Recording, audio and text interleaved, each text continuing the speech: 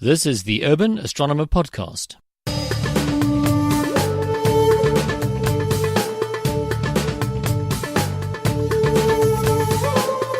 Hi there, this is Alan Farsfeld speaking, and you are listening to the 38th episode of the Urban Astronomer Podcast. As usual, the most important thing that I have to say is to give a warm and very appreciative, heartfelt thank you to Peter, Catherine, Margot, and all the rest of the Patreon supporters who've each pledged a little bit of money every month to help cover the costs of running this show. I do all my own production. I build and operate my own servers, and while it's not hugely expensive, it isn't free. So it is quite nice to have a bit of, support that makes it easier for the show to sustain itself. If you'd like to help sponsor the show, just visit us at www.urban-astronomer.com, click on the Patreon link and follow the directions. Of course, there are also easier ways to help. You could just leave a review on Apple Podcasts or, wherever you found the show, or just tell a friend about us. Even simply subscribing helps. Subscriber numbers are useful feedback to me to know that you are actually out there and listening. And you benefit as well because you never have to hope that you'll catch the episode announcements online. With a subscription, your phone does all the work for you, downloading the new episodes from all your podcasts automatically as they're published. It's pretty cool. Again, just head over to www.urban-astronomer.com and click the podcast button to find the subscription links for whatever platform you use. Okay, so that's the admin out of the way. Today, we'll be hearing the fourth of the ScopeX 2018 public lectures. This one titled Mars and Its Dynamic Atmosphere, and is presented by Clyde Foster. A long-time listener to the show will recognize Clyde's name from last year when we ran the previous set of ScopeX lectures. In this talk, he discusses his backyard observations of Mars and its weather patterns, which have won him global acclaim for their scientific value. After Clyde is done, we've got a special treat ready, another mission update from regular guest Clem Unger. By now, you know what this is all about, so I'll just let him speak for himself. And of course, in a few weeks' time, you'll be hearing him again when we record our special December solstice episode. But first, Clyde Foster.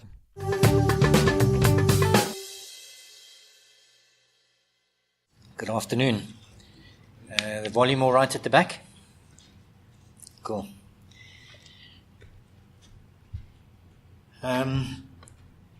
Mars.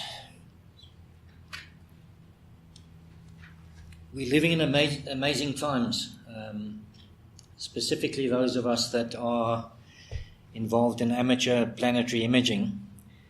I started being serious about this, despite I've had a lifelong interest in astronomy.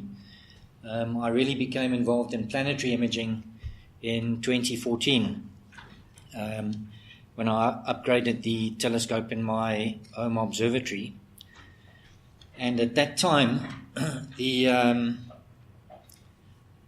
most suitable planet to try and image was Mars. It was shortly after opposition. So Mars, in its own way, holds a very special place for me. Now, in terms of planetary imaging, we're very much living in the golden age, where amateurs are taking images that a few decades ago were either or very similar to what were taken in the largest observatories in the world. And in fact, now, from our own back gardens, we're actually beating the quality of those images. Now, earlier this year, just to highlight one of the points, on the 30th of April, I was taking one of my normal image sets of Mars, and the arrow points to a region where typically I was expecting Olympus Mons to appear. Olympus Mons is a giant volcano on Mars. It's about 600 kilometers across, 22,000 meters high, which is 3 times the height of Everest. And typically when it's on the terminator like that, you would see a little bit of a feature. So I rather glibly circulated my images to the various forums, international forums that I submit my images to, stating that Olympus Mons was just rotating into view. However, a couple of comments came back during the day, and I very quickly started doing more detailed measurements And so if you look at the different color channels, specifically this point shows quite bright in red, which is a bit of a telltale sign of dust activity on Mars. It's something that we always keep a very close watch out for. Now, I was privileged this time last year. I was invited to a planetary conference in Latvia, the European Planetary Science Congress, and I obviously met a number of exceptionally interesting people there. One of them was Dr. Michael Ravine of Malin Space Science Systems. Malin Space Science Systems supply NASA with quite a number of the imaging systems that go on the spacecraft, the NASA spacecraft, including the rovers on Mars as well. And out of interest, I sent him this image and said, "Look, have you picked up anything?" Because specifically, Malin downloads the data on a day-to-day basis from the Mars Reconnaissance Orbiter, the Marcy and the high-res cameras. And I just dropped him the email with the image and asked, "Look, have you picked anything up?" And to my delight, he put me in contact with the guy that was responsible for those cameras, and he sent me, within a couple of hours, he sent me this image, which is actually the dust storm that I had imaged that morning. Now, this is fairly typical of one of the smaller storms on Mars. Across, you can see the bar here. So typically about 450 kilometers across and maybe 300 kilometers vertical. So the 300 kilometers typically is the distance from here to Harrismith, just to give you an indication.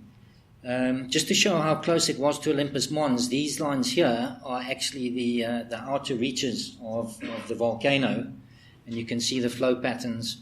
So it was understandable that there was that confusion initially, but amazing to see a storm of that nature.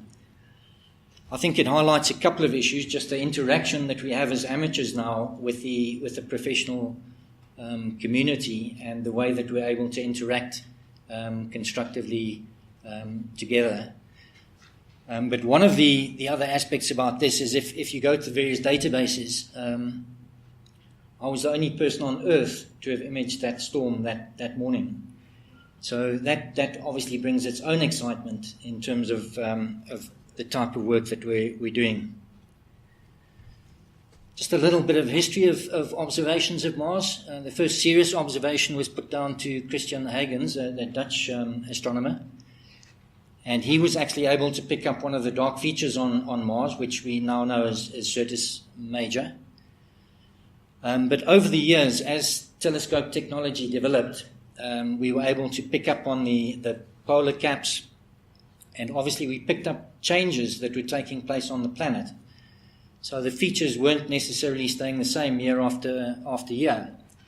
And in 1877, Schiaparelli reported these thin lines that he supposedly observed, and he called them canale, which got translated into English as canals. And of course this immediately triggered the response, well, are we talking about real canals here? And Percival Lowell also picked up on this later in that century. And he pretty much pushed the philosophy that we were dealing with intelligent civilization on Mars. And they were responsible for these canals. So we certainly had these romantic notions developing around the red planet, which retained interest. But in 1965, after an 8-month trip, Mariner 4 did a flyby of the planet, and we got our first close look at the features on Mars. And contrary to all these romantic notions, it was shown to be a very dry, barren, desert-like, and crater-covered planet. Nowadays, we're privileged to have a wide range of technological assets currently at Mars, both orbiters and rovers. Some of the orbiters have been there since 2001. and we've had the more recent ones such as the ExoMars. If you can recall, that orbiter actually had a landing craft, Schiaparelli, which crash landed unfortunately and was destroyed. But there is a follow-up mission in 2020 which is planned. And then we've currently got 2 active rovers, the Opportunity and Curiosity. Just to give you an indication of the size, there's Curiosity, a model of Curiosity, and there's Opportunity. I'll come back to Opportunity a little bit later because unfortunately that rover was negatively impacted by the giant dust storm that took place a couple of months back, and as yet there's been no more contact from the rover.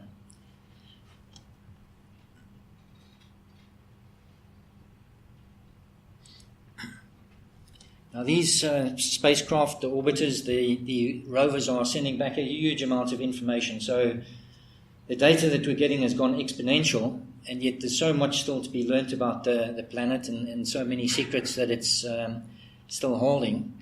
And in amongst all the data, we're getting these amazing images, landscape images of the planet, which could be quite easily any desert on Earth. And one of the exciting things to me is when I'm taking my Mars images is to pick up on the rover sites. Now, Gale Crater is a little dark spot up here.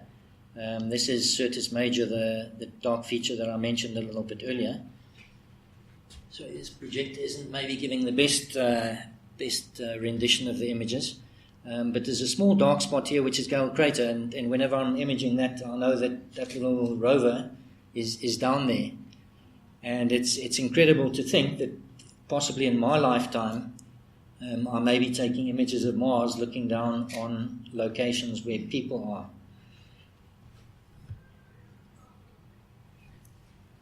One of the major findings that the data has pointed to is that in the distant past, in ancient Mars, and I'm going back 3.5 to 4 billion years now,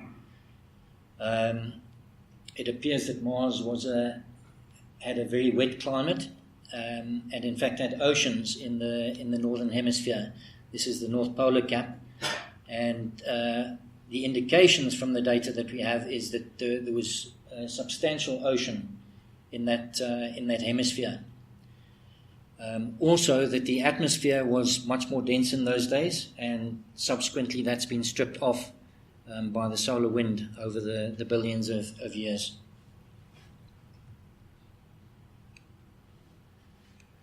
Right, just a quick overview of the planet. Mars is the 4th planet from the Sun. We've obviously got the inner planets, which we refer to as the terrestrial planets: Mercury, Venus, Earth, and Mars. And then the 4 gas giants in the outer solar system: Jupiter, Saturn, Uranus, and Neptune. My personal interest has been on Mars, Jupiter, and Saturn, but I have been asked to get involved in a number of projects, not least of all last year on Uranus. There was equatorial storms, and it's just incredible to think that amateurs are able to contribute data and actually capture those storms from their own back gardens in today's world.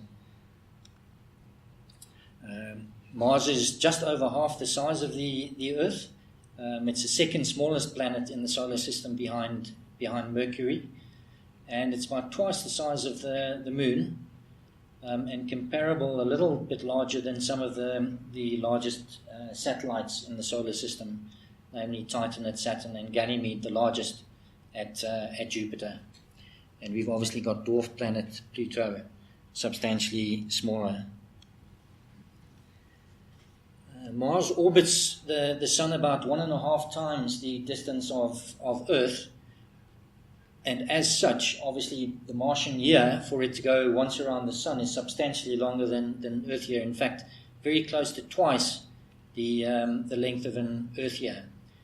So we have 365 days on Earth, 687 days Earth days for a Martian year.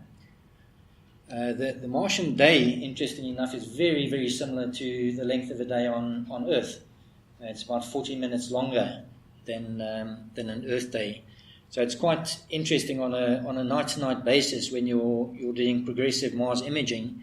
you've got that small rotation of Mars relative to the previous evening. So you get a very nice comparison, and obviously if something happens the one night, invariably you're able to pick up what's happening there the following night as well, and follow it over a couple of days. Now, one of the interesting things which impacts significantly on Mars weather is the orbit of Mars.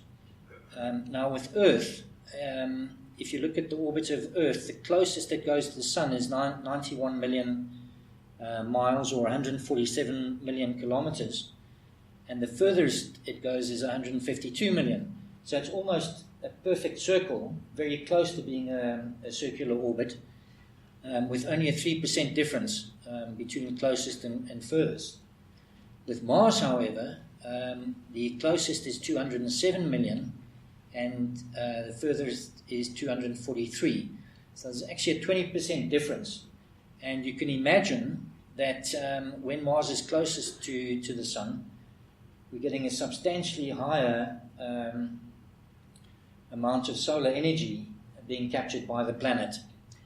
And in fact, that happens during the southern summer on a regular basis.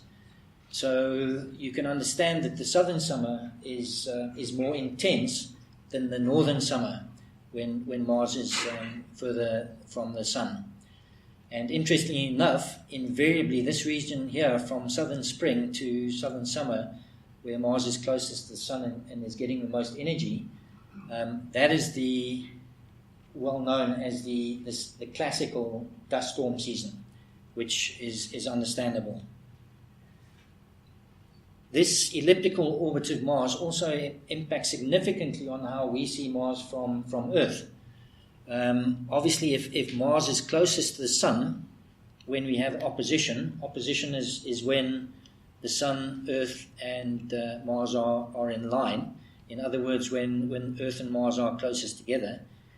And this year we had an exceptionally favorable opposition, where Earth and Mars were at one of their closest points. And you can see up here the relative size of Mars compared with the opposition in 2025. So over the coming years, every 2 years, when the Earth catches up with Mars, we have opposition. So unlike the outer planets, where the Earth catches up with those slow-moving outer planets, we only really have good observing opportunities for Mars every 2 years. But we have a significant change in the size of Mars as it rotates in its orbit. The axial tilt of Earth is the prime driver for our seasons. When the southern hemisphere is pointed towards the Sun, we obviously have southern summer and northern winter. And when the Earth is on the other side of the Sun, we have the northern hemisphere pointing towards the Sun, which gives us our northern summer and our southern winter. Again, interestingly enough, Mars has a very similar axial tilt to Earth. Earth is tilted over at 23.5, Mars is tilted over at 25.2. So naturally, Mars is going to have very similar seasons to what we have on Earth. The only fact is that they are highlighted or multiplied, if you want, by the fact that we have this elliptical orbit. The atmosphere of Mars is toxic to humans, primarily 96% carbon dioxide and a number of small amounts of inert gases, argon and nitrogen, with some trace elements. So obviously that's a major factor with the first humans going to Mars. Sorry, that's actually incorrect. It's not 100% less dense than on Earth. It's 100 times less dense than on Earth, the atmosphere of Mars. So it's an exceptionally thin atmosphere, which to some extent is quite amazing that it's able to retain the dust during the dust storms in the atmosphere, but we'll come to that later as well. Gravity on Mars is 1/3 of that on Earth, and about twice of that on the Moon. If you recall the images of the astronauts on the Moon and how they were bouncing around, on Mars, we're going to be halfway between that and what we have on Earth. Mars has got two not small, these are tiny moons, and it's pretty much accepted that they're very small asteroids that have been captured by the gravity of Mars, 22 and 13 across. And again, just to indicate where we are in terms of amateur imaging nowadays, we are actually able to image these moons as well. A factor that again impacts on Mars weather, similar to on Earth, is the extreme altitude features that we have, such as our mountains. Two that I want to highlight are the Hellas Basin, which is the largest visible impact crater in the solar system, visible from Earth. This crater is 2,000 kilometers across and 7,000 meters deep. It's located very close to the South Polar Cap, and as a result, this basin basically generates its own weather systems, and it's well known as a trigger point for dust storms. One of the other features that I mentioned already is the giant volcanoes on Mars. This is Olympus Mons, 600 meters across, 600 kilometers across, and 22,000 meters high. And it naturally generates its own weather systems. A little bit on the detailed weather on Mars. On Earth, we have these wind systems, the polar cell, the Ferrel, and the Hadley cells at the equator, where we get wind circulation driven by pressure and temperature on the Earth. So, for example, at the equator, the warm equator, we have hot air rising and then circulating away from the equator and then coming back down again. We have a very similar system on Mars, but much more simplistic, where we have a single Hadley cell, where in the warm hemisphere we have the gases rising and then circulating down, and this naturally produces a surface wind from the cold section to the warm section. Similarly, we have the polar cells here. Second factor that impacts the winds on Mars is exactly the same as on Earth, the rotation of the planet, which causes winds in the east-west direction. Indication of temperatures. These are two different data sets. This one up at the top is from Spirit rover, and the one on the bottom is Gale Crater, which is where the Curiosity rover is. Not widely different. You can see here, probably best to look at the degree C. So in fact, during the summer period, we had quite balmy weather at between 20-30 degrees C. And in Curiosity, at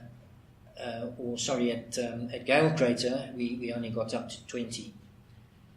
But what we do see is, because of the thin atmosphere, we get huge swings from day to night.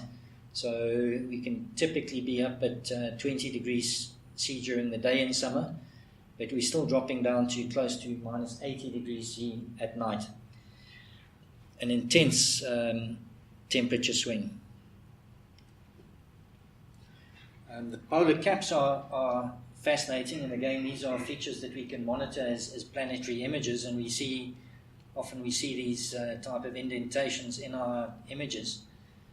But the polar caps have a significant impact on the weather conditions as well. There's substantial water in both the north and the south polar caps. I mentioned that the winter in the south is much more lengthy and extreme because the planet is further away from the sun. So the south polar cap has both a water base, an ice base, which is a few kilometers thick, but it also has a permanent CO2 dry ice layer as well. The north polar cap is primarily ice, but during the winters, both the north and the south polar caps develop a relatively thin layer of dry ice. And these, the polar caps, are responsible for what we call the CO2 cycle. What happens is that during the northern summer, this is the north down here, we get not evaporation, we get sublimation of both CO2 gas and water vapor.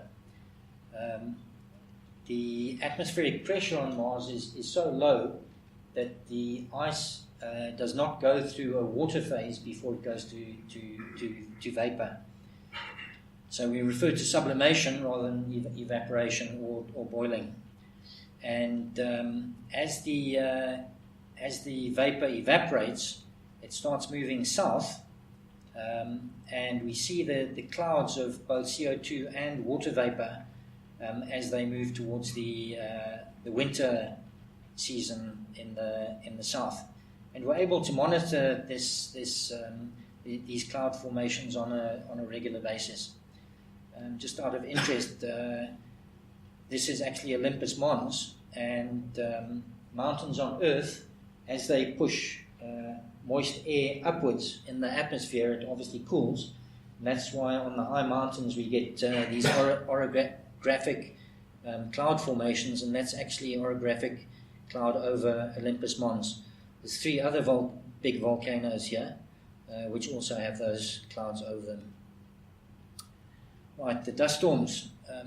When I got that image of what I refer to as my dust storm, that's actually it here. But Mellon Space Science System sent me a global map of Mars from that day as well. And they just highlighted that there was 6 other small dust storms on Mars that day. And most of these are missed because they're so small. But obviously from the orbiters they're able to pick them up. So this was outside of the dust storm season. So what we know is that on a day-to-day basis on Mars, throughout the year, there's these small dust storms that are taking place. And typically they're of these small sizes. That's just the dust storm that I showed you a little bit early. But when I started imaging, within a couple of months, I actually caught this string of images over 4 days. And it turned out to, in fact, be the first dust storm that I had personally picked up. It was outside of the dust storm season, and I was a little bit taken aback when the British Astronomical Association put out a worldwide alert for images to try and support my observations. But I was able to track over 4 days. You can see on the 30th of June, there was no activity in this region. As I say, this hasn't come out too well on the projector. But on the 1st of July, there was quite a condensed bright spot here. And then over the following 2 days, it basically enlarged but dissipated in intensity. And this is typically what the small dust storms do. You get a concentrated active area, and then it gradually dissipates over the space of a couple of days. Very usual behavior. Now, sometimes these small dust storms can expand, and instead of just dissipating, they actually gather energy. And in fact, this year, towards the end of May, that's exactly what happened. On the 8th of June, this is an image that was taken, and in fact, already the storm had initiated just around the side of the planet here, but had not impacted on Syrtis Major, the Hellas Basin you can see up here, and the South Polar Cap. But within a month, that storm had grown to extend across the whole planet. There's various levels of dust storm. You've got the localized one that we've just seen. It can go regional, which covers a larger area. It can go planet encircling, where the dust goes around the planet but doesn't totally blanket the planet. And then we've got the global storms, which this year we experienced. I mentioned that this was a very favorable opposition where we were all lining up to get incredible images of Mars in its largest format. And we ended up taking images like this as amateurs. So it was a little bit of a disappointment from that perspective. But having said that, we were also able to track the development and also eventually recovery of the planet from the dust storm. And it's still recovering at this point in time, but a lot of the major features are visible again. Sadly, we have this little character who's located just round about here, and it was actually very close to the initiation point of the dust storm. And by the 10th of June, in fact, before the 10th of June, they put the rover into emergency shutdown. It's driven by solar panels, and obviously the concern was that it wasn't, or it was going to be severely negatively impacted with the dust, preventing solar energy getting to the rover. So they basically put it in emergency mode in the hope that once the skies started clearing, the rover would recover.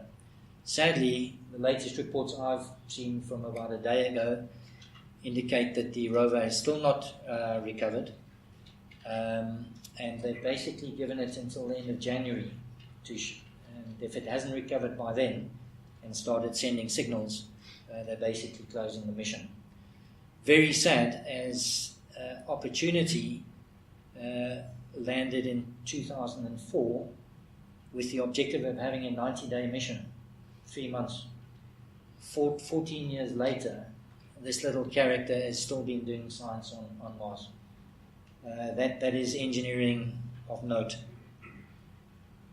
So I certainly hope that in these next few months, this little character comes back to life.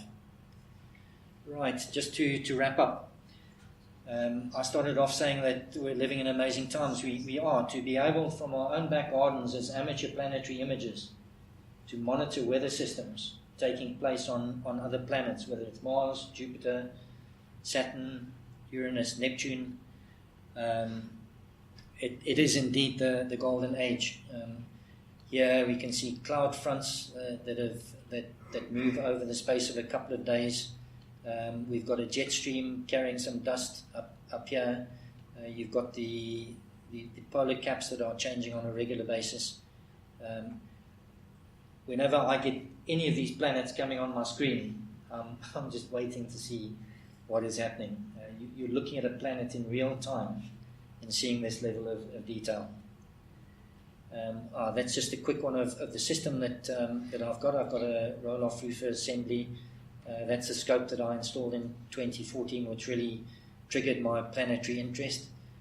This is just a workstation in the observatory with the standard equipment such as a glass of white wine.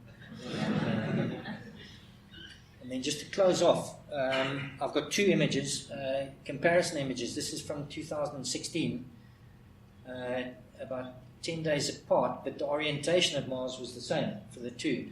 This was an image taken by Hubble Space Telescope, and this was the one that was taken from our back garden. And you can see a lot of the features are very, very similar. Obviously, the cloud has changed a little bit in those days. This is where Opportunity rover is sitting. And then this was the same images. This is Hubble Space Telescope, and this is my image taken a few days apart of Mars from this apparition about a month and a half back. And obviously, the view of Mars is the same as this one. So this was in the height of the dust storm. But already we're seeing much more detail appearing back on Mars. Thank you.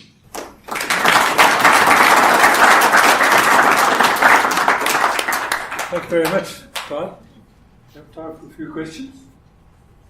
Any questions? Yes, sir. Will a hydrogen-filled balloon run around on the surface of Mars, or will it try to float? Will the hydrogen balloon float? I haven't thought of that. It does. Oh, look, you've got very low atmospheric pressure. Yes, it Dense gas. No, you see, I want to sample these clouds to see how much water there is for my oxygen. Yeah, my gut feel says that it would rise. We'd have to calculate it. It's actually the pressure Well, gradient. yeah, and also you've got the it's obviously a CO2 atmosphere, and the hydrogen is lighter than CO2. No, but it's overall pressure, I guess. No, you'd have to do the balloons float because of the pressure gradient in the atmosphere. Now, the pressure gradient in the Martian atmosphere is much less, even though the gas is much denser. So we'll have to do the No, calculation. you see, we've got the rovers running around. Yes. I want to float. Well, we have to find out if I. It's a question. I have to do a calculation when I get back. Any other questions? Yes. You said the dust storm is now getting less and less, and the transparency is getting more. How would you describe it in general? If, how much should one be able to see on the planet now compared to what we should see if there's no dust storm? NASA referred to a reading what they call tau. Yeah, okay. What are they saying? Because I cannot. And typically, with a clear atmosphere, you're looking at 1. I think a tau of around about 1. And what happened as the dust storm kicked in, very rapidly in the region of Opportunity rover, it went to above 10. And so the rover was basically dark. And where we are now, in fact, they said that when the tau got back down to 1.5, they were starting the clock in terms of allowing a certain time to get hold of Opportunity again.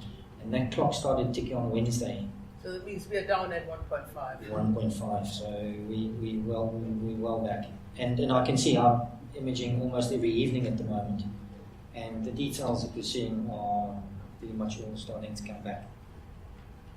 Any other question? I have a question. You showed us the image of Hellas, crater Hellas. Yes. 300 kilometers, 700 kilometers across, and 6,000 kilometers across. And 7,000 deep. 7,000 meters deep, yeah. now that's very large, but still quite well defined. Yes. So is that because of lack of erosion or what? I mean, something like that on Earth would have, like the 3-foot dome, would have just virtually disappeared. Yeah, you've got the northern highlands, which are the southern highlands, because I mentioned that the water was all in the northern hemisphere. So the indication is that there may well be water in the southern hemisphere, but to a much lesser extent, probably a little bit of rain. And you can see indications that there have been rivers and such like. But I think it was just such a huge impact crater. But it's interesting because we see dust activity in Hellas almost on an ongoing basis. It's the first place where you see dust activity. So you would expect to some extent a significant amount of erosion, but it's there. Yeah. Thank you very much. Yes. How accurate was the science in the film The Martian? Yeah, I had a bit of fun because one of my images showed basically the region where he had landed, and in fact, Acidalia, which is where supposedly he originally landed. That's exactly the area where the dust storm initiated here. So there was a little bit of a connection there. But the indication is that the winds, him getting blown all over the show, the atmosphere is too thin. And the indication is even with 100-kilometer winds on Mars, you're hardly going to feel it. So there was little aspects like that were obviously inaccurate. I enjoyed the movie. And I once did an image of mine showing the actual track all the way across to Schiaparelli crater, because you can pick up Schiaparelli crater, and that's where he took off from. So interesting. Yeah. And the potholes in the movie, they found a bottomless pothole with ice at the bottom. Is that possible? Well, the interesting thing, just in the last 2 weeks, there's been an announcement based on research that below the South Polar Cap, about 1.5 meters deep, it appears that they've identified a potential water lake. Now, there's been a lot of discussion, and obviously there's going to be more research required, but they are indicating that is potentially the first water lake in liquid form that we've discovered on Mars. It's obviously 1.5 kilometers deep, but about 22 kilometers across, I believe. But that's literally hot off the press research. But what a lot of the data has pointed to is subsurface ice. So to drill down and pick up ice, convert to water, that is definitely an option for humans when they get to Mars. Okay. Very many thanks, Clyde.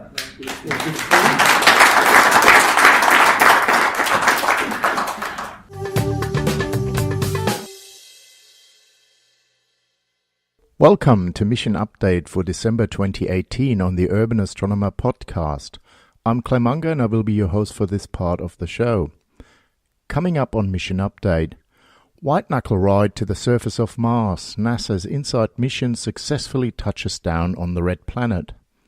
OSIRIS-REx arrives at near-Earth asteroid Bennu, and Soyuz MS-11 launches without a hitch to the International Space Station, and Russian ISS crew missions are back on the horse. This and more on the December mission update on the Urban Astronomer Podcast. T-minus 10, 9, 8, 7, 6, 5. All three engines up and burning. 2, 1, 0, and liftoff of the Urban Astronomer mission update. NASA's Mars InSight lander safely landed on the red planet on November 26th. Standing by for parachute deploy. Radio science reports sudden change in Doppler. Ground stations are observing signals consistent with parachute deploy. Marco Alpha, Marco Bravo, maintain lock status. Telemetry shows parachute deployment. Radar powered on.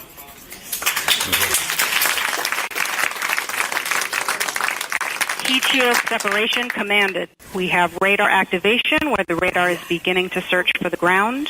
Once the radar locks on the ground and InSight is about 1 kilometer above the surface, the lander will separate from the backshell and begin terminal descent using its 12 descent engines. Altitude convergence, the radar has locked on the ground. Yes. Standing by for lander separation. Carrier interruption on Marco Alpha and Marco Bravo. Lander separation commanded. Altitude 600 meters. Gravity turn. Altitude 400 meters. 300 meters. 200 meters. 80 meters. 60 meters. 50 meters, constant velocity. 37 meters. 30 meters. 20 meters. 17 meters, standing by for touchdown. Touchdown confirmed.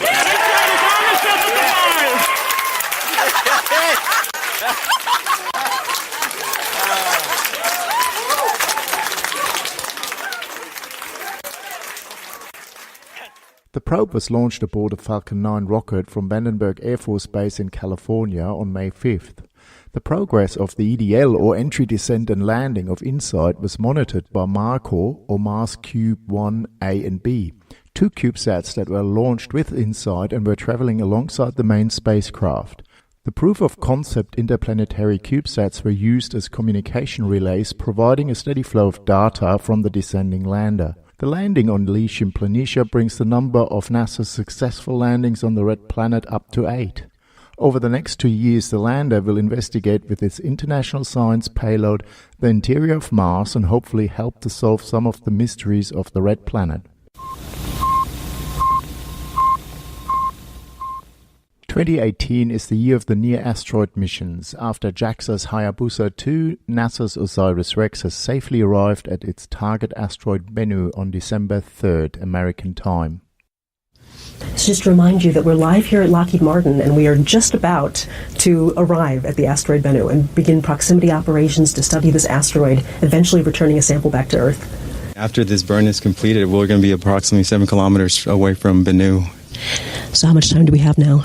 It looks like we have about 40 seconds or so before we start seeing the actual burn.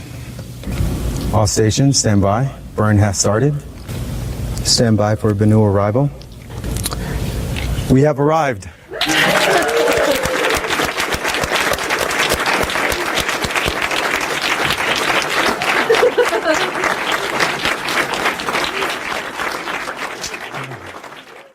First detailed images got mission managers and scientists excited about things to come. OSIRIS-REx will now begin operations to carefully map and study the surface of Bennu and hopefully determine Bennu's composition and physical properties. All this will lead up to the selection of a suitable site on the asteroid to successfully collect a sample in July 2020, which will return to Earth in a sample return capsule in late September 2023. After weeks of investigations and speculation after the aborted launch of Soyuz MS-10 on October the 11th, mission managers at Roscosmos and NASA felt confident that the issues causing one of the strap-on boosters to malfunction were sorted and under control. Therefore, Soyuz MS-11 was on the launch pad in Baikonur, Kazakhstan on December 3rd. The trusty Russian workhorse performed as expected, and 3 members of Expedition 58, Russian Oleg Kononenko, Canadian David Sanjak and American Anne McClain, were safely delivered to the ISS in low Earth orbit. This was certainly the most watched Soyuz launch in a long time and puts positive end to a year filled with problems for the Russian space agency.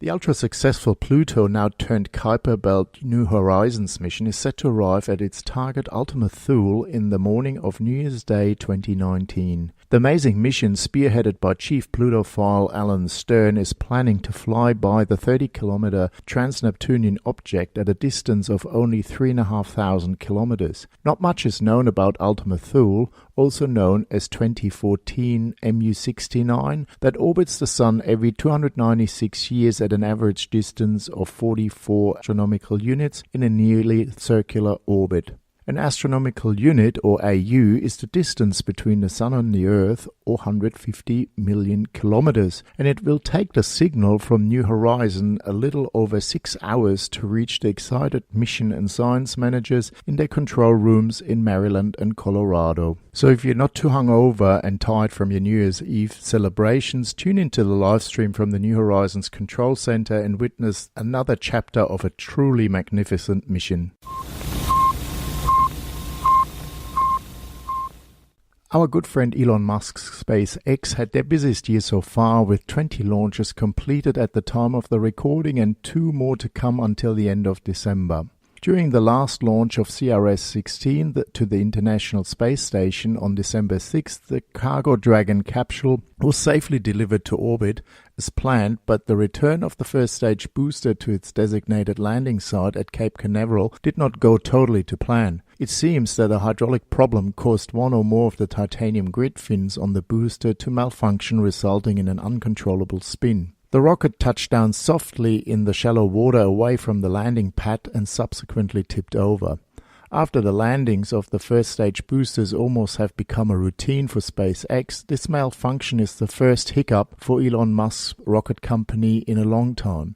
In the coming days, SpaceX engineers will recover the booster and investigate the issues that led to the malfunction of the grid fins. And finally, let us have a brief look at the scheduled launches for the rest of December 2018. As reported in November's mission update, China's slightly secretive space agency has scheduled a launch of its lunar lander Chang'e 4 on top of a Long March 3B rocket on December 8th Australian time. Chang'e 4 will be China's second lunar lander and rover, and the mission is especially noteworthy as it's the first attempt of a soft landing on the far side of the Moon. The planned landing site is the 180-kilometer diameter Von Karman crater in the South Pole Aitken Basin of the Moon. As communication with the spacecraft once on the surface on the far side of the Moon is not possible from Earth, China uses a communications relay satellite. The COM satellite named Qichao, or Magpie Bridge, is since June of this year in a halo orbit around the L2 Earth-Moon Lagrange point, providing uninterrupted data exchange between the lander and Earth. The lander has, apart from a camera suite, a German-built neutron and dosimeter experiment on board investigating dosimetry for long-term human exploration of the Moon. The rover carries a panoramic camera, ground-penetrating radar, a near-infrared spectrometer and a Swedish-built analyzer for neutral atoms on the lunar surface. All in all, a very exciting mission that unfortunately does not receive the attention in the media it deserves. Apart from the Chinese mission, the rest of December 2018 is jam-packed with launches, and these are the highlights. The U.S. National Reconnaissance Office launches NROL-71 aboard a United Launch Alliance Delta Heavy from Vandenberg Air Force Base on December 8th. Rocket Lab, after its successful launch of its business time last month, has a busy launch schedule ahead and plans to launch 10 CubeSats as part of a Venture-class launch services contract for NASA from its New Zealand launch site on December 13. SpaceX has scheduled the launch of GPS-3A satellite atop a Falcon 9 Block 5 from the Space Launch Complex 40 at Cape Canaveral on December 19th, but it remains open if the launch will go ahead following the booster issue on the recent ISS CRS-16 launch. And finally, the Indian Space Agency is launching a communications satellite for the Indian Air Force on December 19th from its Satish Dhawan Space Center north of Chennai. Okay, and this brings us to the end of the December edition of Mission Update on the Urban Astronomer Podcast. If you liked the show, give your Urban Astronomer Podcast team a rating on iTunes, Stitcher, or whichever podcast platform you prefer. As always, Urban Astronomer Alan and myself are keen on your feedback, and you can contact us via Facebook, Twitter, and the Urban Astronomer website. And as always, you'll find the links in the show notes of this podcast. I'm Clem Unger, and until next time, look up at the sky, not your smartphone, and bye for now.